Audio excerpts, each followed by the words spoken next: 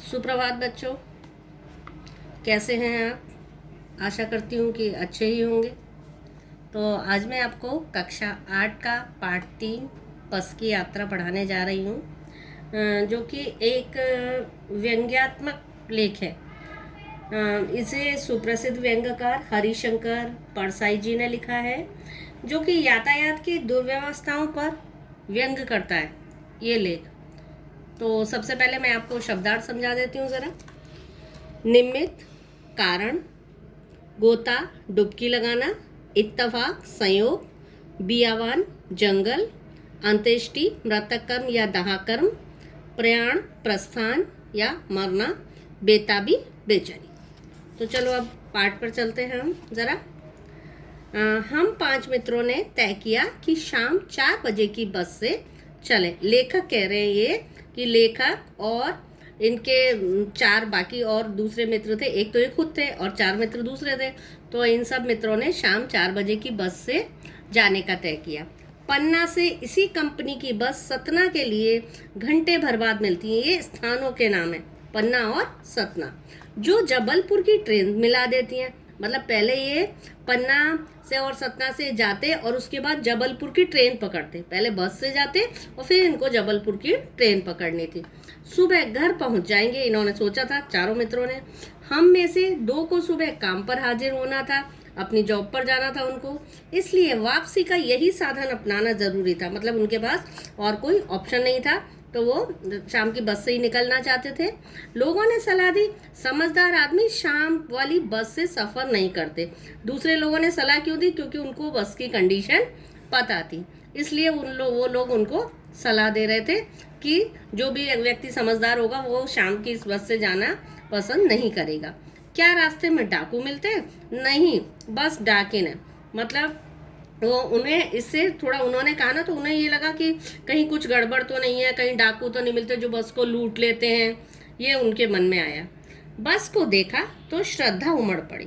खूब वयोवृद्ध थी। वयोवृद्ध मीन्स बुजुर्ग, एजड जो होते हैं, जैसे हमारी दादी दादा होते हैं ना, उनके लिए बोला गया। सदियों के अनुभव के निशान लिए हुए थी। लोग इसलिए इससे सफ़र नहीं करना चाहते थे कि वृद्धावस्था में इसे कष्ट होगा। अब हम भी, हमारे घर में दादा दादी कोई होते हैं तो हम उनको परेशान थोड़ी करना चाहते हैं। ये थोड़ी सोचते हैं कि उनसे हम काम करवाएं, हम खुद ही काम कर लेना पसंद करते हैं ना। इसलिए यह बस पूजा के योग्य थी, मतलब सम्मान के योग्य थी। उस पर सवार कैसे हुआ जा सकता है? वो लोग उसका सम्मान करना चाह रहे थे और सोच रहे थे कि हम लोग इस बस में कैसे सफ़र करें जो कि इतनी बुजुर्ग हैं। बस कंपनी के एक हिस्सेदार भी उसी बस में जा रहे थे जिनकी की बस थी। हमने उनसे पूछा, यह बस चलती है? वह बोले, चलती क्यों नहीं, क्योंकि उनकी बस थी तो वो तो बोलेंगे ही ना कि चलेगी कि नहीं चलेगी। तो उन्होंने कहा, क्यों नहीं चलेगी, चलेगी, अब चलेगी। हमने कहा, वही तो हम देखना चाहते हैं, अपने आप चलती है यह। मतलब जो बस की कंडीशन थी उसको देख के हमारे मतलब लेखक और उनके दोस्तों के मन में ये विचार आया कि क्या ये बस चलेगी? हाँ जी, और कैसे चलेगी? गजब हो गया, ऐसी बस अपने आप चलती है। जब लेखक और उसके दोस्तों ने बस की स्थिति को देखा तो उनके मन में थोड़ा शक आया। हम आगा पीछा करने लगे। हमने कभी आगे देखा बस को, कभी पीछे देखा। डॉक्टर मित्र ने कहा, डरो मत, चलो, बस अनुभवी है। मतलब अनुभवी मीन्स जिस बस को चलने का एक्सपीरियंस है। बुजुर्ग है तो अनुभव तो हो गई। नई नवेली बसों से ज़्यादा विश्वसनीय है। कहने का मतलब क्या है, नए जो लोग हैं उनसे ज़्यादा बुजुर्गों को एक्सपीरियंस होता है ना, अनुभव होता है, तो वही तुलना की गई है नए लोगों से। हमें बेटों की तरह प्यार से गोद में लेके चलेगी। कभी तुम्हारे घर में भी तुम्हारे दादा दादी भी तुम्हें ज़्यादा प्यार करते हैं ना, और कितने प्यार से तुम्हारा ध्यान रखते हैं, तो वही बस को उपमा दी गई है। हम बैठ गए। जो छोड़ने आए थे वे इस तरह देख रहे थे जैसे कि अंतिम विदाई दे रहे हों। क्योंकि उनको बस की कंडीशन से खतरा लग रहा था कि कहीं बस में बीच में रुक ना जाए, कहीं बीच में खराब ना हो जाए, कहीं रास्ते में जंगल में ना रुक जाए, इस डर से। उनकी आंखें कह रही थी, आना जाना तो लगा रहता है, आया है सो जाएगा। राजा रंक फकीर आदमी को कूच करने के लिए निमित्त होना चाहिए, मतलब तैयार होना चाहिए। इस इंजन सचमुच स्टार्ट हो गया, ऐसा जैसे सारी बस ही इंजन है और इंजन के भीतर ही हम बैठे हैं। जब मतलब बस में बैठे लेखक और उसके मित्र, तो बहुत ज़्यादा आवाज़ आ रही थी। जब इंजन, जहाँ अगर हम इंजन के पास जाके बैठते हैं बस में कभी भी, तो ज़्यादा आवाज़ आती है, और हम पीछे की साइड बैठते हैं तो हम आराम से बैठते हैं, हमें बहुत आवाज़ नहीं आती। वो केबिन जो होता है ना बस का, उसमें अगर हम जाके बैठे, जाके इंजन होता है, तो वहाँ हमें बड़ा ही आराम नहीं मिलता और ज़्यादा आवाज़ आती है।